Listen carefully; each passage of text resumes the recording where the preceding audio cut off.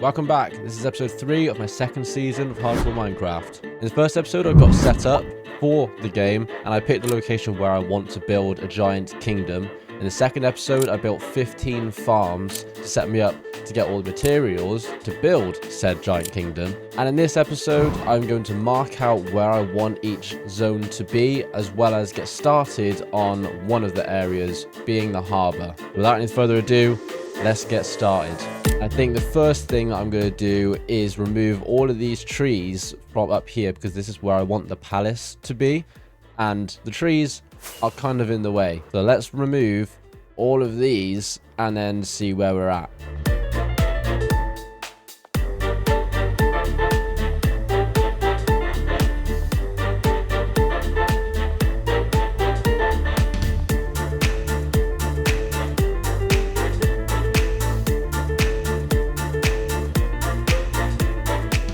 Okay, so as you can see, I've removed the majority of them. I might have to end up removing some of the ones from the back, but I don't know just yet, so I'm going to leave them as they are for now. And in a creative version of this world, I did mark out an area just to see how big I want this palace area to be. So I'm just going to mark it out now in stone. I think it's like 67 by 72 or something. It's something like that. I actually can't remember for sure. It's 79 by 60 blocks up here. And I think that actually turned out to be quite a good size for the palace. So as you can see from down here, it actually would look like quite a big size. If you imagine it built upwards as well, obviously as a glass palace, glass castle, glass throne of glass sort of situation. I think that's a decent size. I can always adjust it because it's going to be one of the last things I build, so I can always adjust the size when it comes to actually building it. But for now, I think that's quite a good size. But it does mean that I'm going to have to remove these trees back here. And now that all of those trees are cleared, I want to mark out where each zone is going to be, because I want to have like a lower city, upper city, castle, palace, walls sort of section as well. And to do that, I'm going to need a lot of blocks. I'm just going to use stone to mark it out because it's just the block that I've got the most of. But first of all, I need to heal my axe, so I'm going to put mending on my axe and try and get mending on like my other stuff as well, because I don't actually have mending on everything just yet. Like my shovel, my sword, even half of my armor doesn't have mending. So let's just do that real quick. Okay, now I've got the mending books. I actually need the levels to be able to apply them. So let's go get some levels, shall we? Right, I also want Unbreaking on my shield, and annoyingly I have no Unbreaking book, so I'm going to have to try and get an enchanted book with Unbreaking on. And I have no idea how long it's going to take. It always takes forever to find the actual enchantment I want to get. But whilst I've got the levels, let me just chuck mending on my shovel and on my leggings. And I'm just going to keep on repeating this until I get Unbreaking for my shield. And all the mending books that I need to be able to put mending on everything else.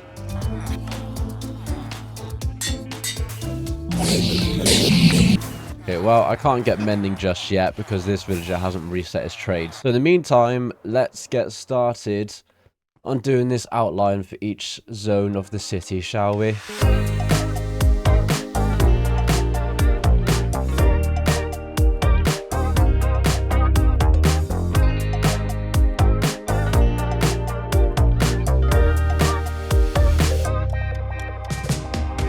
So this outline is done. The issue that I've got is I'm not sure if it's flat enough to put houses on, because the thing that I'm thinking is on this row, for example, I can have a house that's going from there to there to there, maybe 5 blocks, because I want it to actually be big enough to, you know, house people. But if it goes up to these 5 blocks, you can see it's on an elevation, so the house is going to have an elevation to it, and then there's going to be a path, and then like another house here, which means then the path in between is then going to be this elevated. And I just feel like it goes up too sudden. So I might have to actually make it bigger. Because if I want a house that's 5 blocks and it's like this sort of size, I want a path in between them like that. So the path needs to be flat. And this is 1, 2, 3, 4, 5. This is 6 wide. Does that look better? More gradually goes up, although I've just thought that doesn't really help because that connects to this bit, but this also has to move across.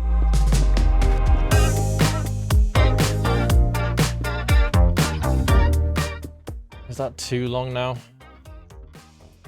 Oh, I'm so indecisive. I actually don't know. I might leave it to you guys to decide. So that is where the lower city is going to be. So like the slums, essentially. And then this bit is the upper city. So, you know, where slightly more important people live. And then you've got the castle walls. And then you've got like just the entrance to the palace itself leading up to the palace. So do you think that size is better?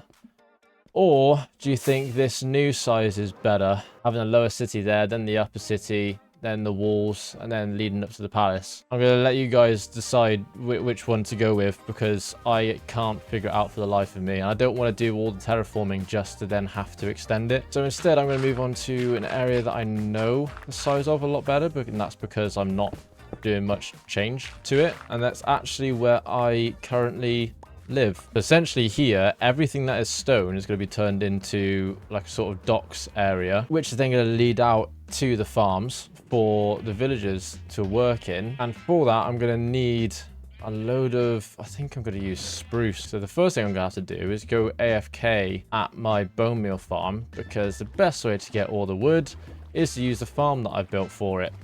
But before I can use that farm, I need a load of bone meal, and this is nowhere near enough. Let's just wait here, I guess, until I have a load of bone meal. Okay, to be fair, rather than just sitting around waiting for this to do its thing, I'm sure it will continue doing its thing whilst I'm over here.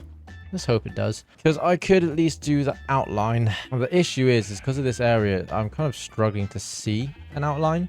The thing is, it needs to be quite big to make sense. What if I make it from here and I make it go all the way out? Kind of feel like the docks are actually going to be all the way around, because I know I said in the last episode that I'm building this kingdom based off Thread of Glass Rifthold. I'm not doing it exactly. The only part of it I'm gonna like try and copy as best I can is the actual glass castle itself, because that stands out a lot more and there's a lot more like AI depictions of it to be able to get inspiration from. Everything else, I'm kind of just winging it and just looking at kingdoms overall, but the majority of them does show the docks are kind of sticking out like this, but going all the way around. And seeing as I want the lower sort of level to be here and go all the way around it anyway, I might make the docks go all the way around. Well, I'm just gonna get myself a mending book real quick. And right, now everything has mending on it. Cool. Well, the only thing is, so I do want like a path to it. I might actually make this corner the path to it. So the boats stop there for now. Do I have some more ships around here? Maybe one or two more, and then I'll stop before I get to this little indent here. Like that.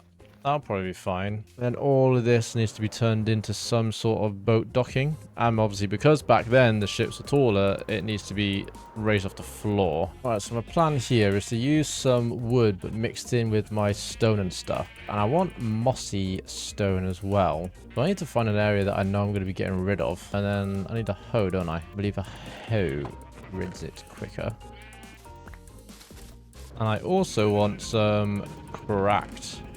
So I'm smatting this stack here. Alright, let's figure this out. I've never properly made a docks before. I've got a couple of pictures open. I'm probably just going to lock in here and just build something. And then I can sort of fly away and see how it looks.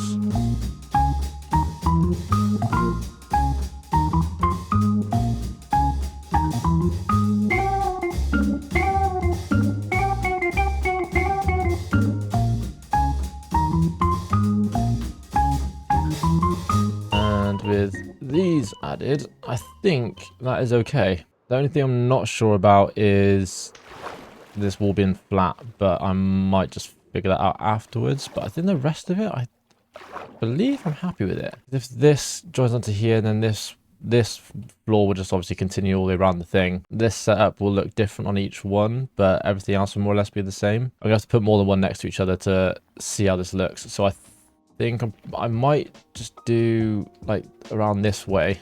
Might do these three and then see how it looks with multiple.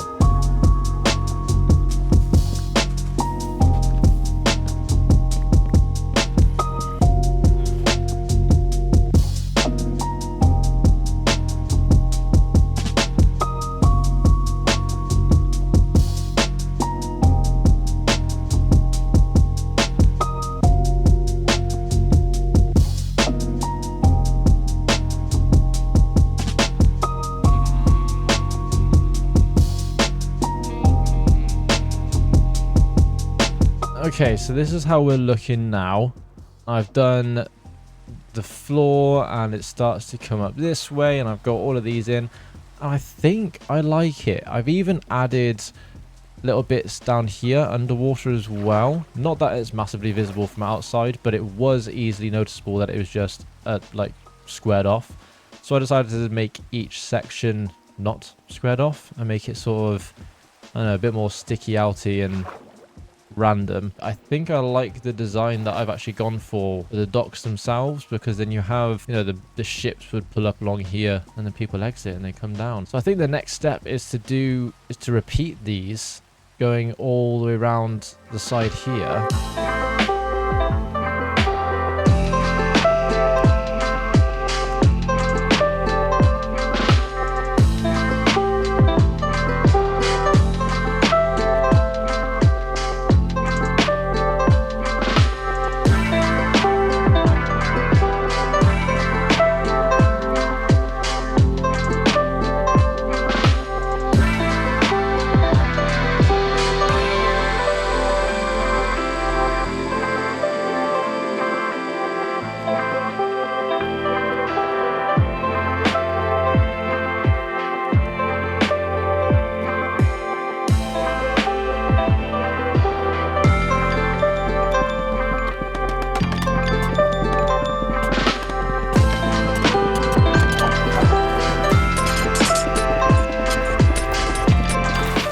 I'm really not very well. My brain's not with it. I just did a whole bunch of commentary and I wasn't recording.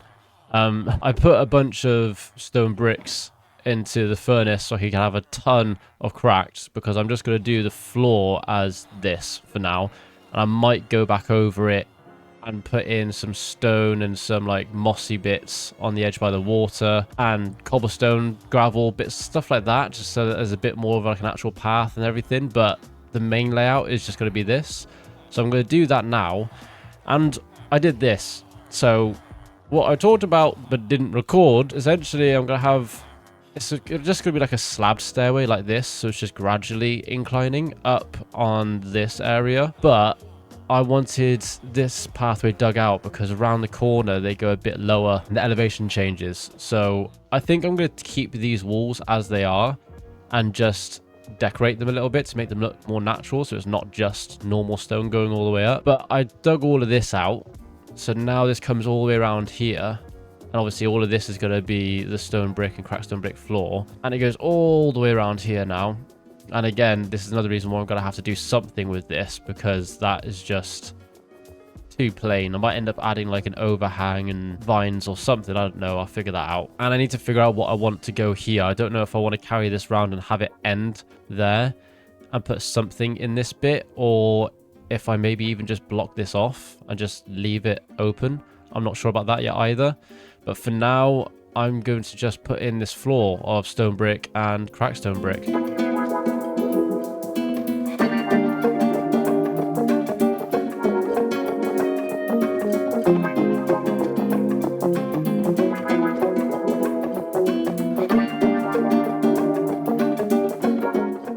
I was trying to keep an eye on my durability on my silk touch, but it broke, so I need another one. But I also need levels to heal stuff, so I think I'm going to go and just do that. I'm going to get some levels. I also want to try and get silk touch on my shovel as well, so I can actually get that whatever that mud is, that stuff, because that'll look quite good as a path. Right, let's go get some levels then, and then I can come back and clear the rest of this out. The issue that I've got is I don't know how far around to go. I don't know if I bring this all the way around to that hillside, then I just don't know how to cap it off. I don't know how to end the village, because I don't want all of the, if I keep going, the docking area is going to end up being too big. Like, I like this as a size just for the docks, just this where everything is stone. So I don't know how to continue it up there and how to cap it off. Do I just have walls surrounding it? And if so, do I just have walls and then it just leads on to nothing? Or I don't know. I've got to figure that out. But first of all, let's fly all the way over here to the gold farm and just get some levels. I'm going to try and get a decent amount of levels so that I can have multiple attempts at enchanting, and then hopefully we can get silk touch again. and also get enough to try and get a Silk Touch book to put on my shovel. Okay, level 40.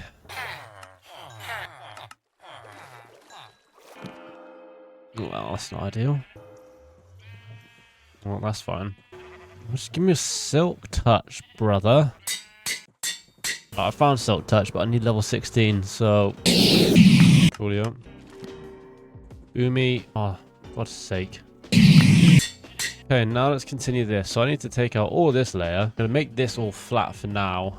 And then I can sort of adjust accordingly. I can figure out what I want to do with this as well. Because I kind of want to make it so that that is also upper city. So like this kind of goes up till this bit. And then this is an upper city. I'm kind of winging it. I've got a partial plan in my head, but I'm also winging it at the same time. But anyway, let's get on with the rest of this floor, shall we?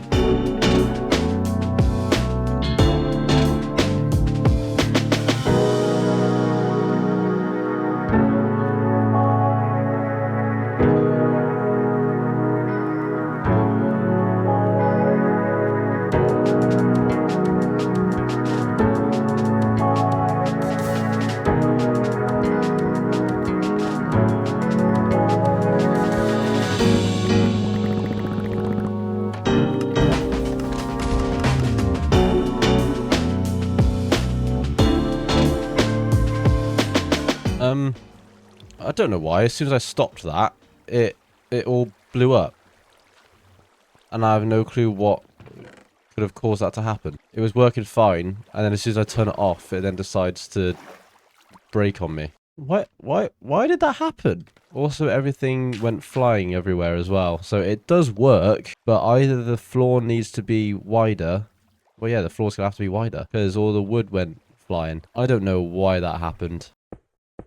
That is really weird. I'll fix that another time. For now, where's that? Where have you come from? I want to finish decorating these walls so that I can then feel comfortable moving on to getting lighting and buildings in here. What I know I'm gonna do, I'm gonna build a villager trading hall up here, but I'm still trying to figure out the design because I want it to look like it fits in with the kingdom. So like almost like a, I don't know, like just like a hall of sorts, a standard hall, but it is going to be a mix of, there's going to be stations for villagers as well as villagers roaming around, like, you know, who have jobs. But for now, the first thing that I wanted to do, the idea that I had to make all of these walls look a little bit better, is decorate it with a mix of wood and, you know, the rest of this sort of design with the stone bricks and stuff going up the sides. Alright, if I do this, I was going to just build in front of it, but instead of building in front of it, if I just replace it.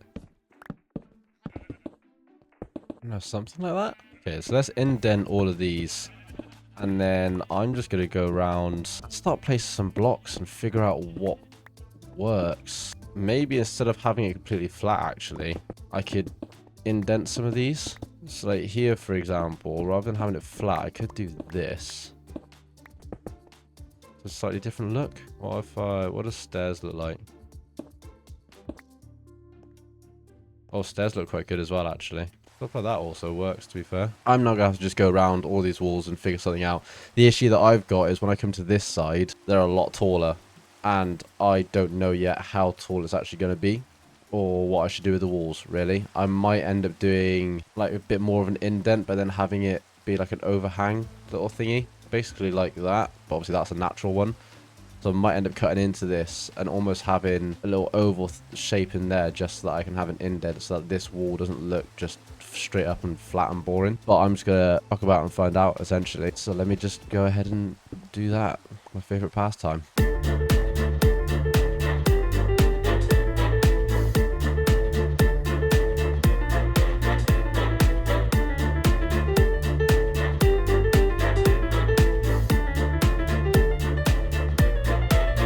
Okay, so I think this actually looks okay. Once I've sorted out that top bit, I'm sure it'll look better.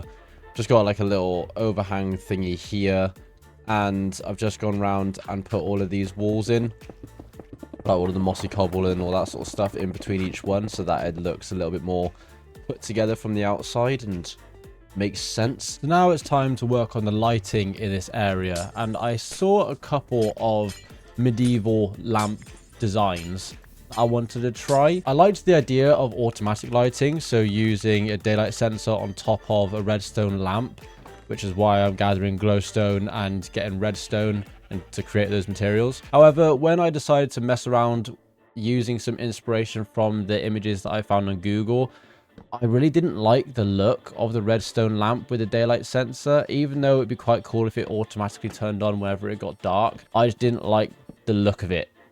And so I ended up reverting to basically just copying exact designs that I found on Google Images, using lanterns, some with hoppers and some without hoppers. And I basically just messed around with a few different design options until I found one that I liked. And that's when I landed on these two designs, sort of like this here. And so I just installed a couple more of those, as well as some smaller single lamp designs, if that makes sense. Like these ones are like singular.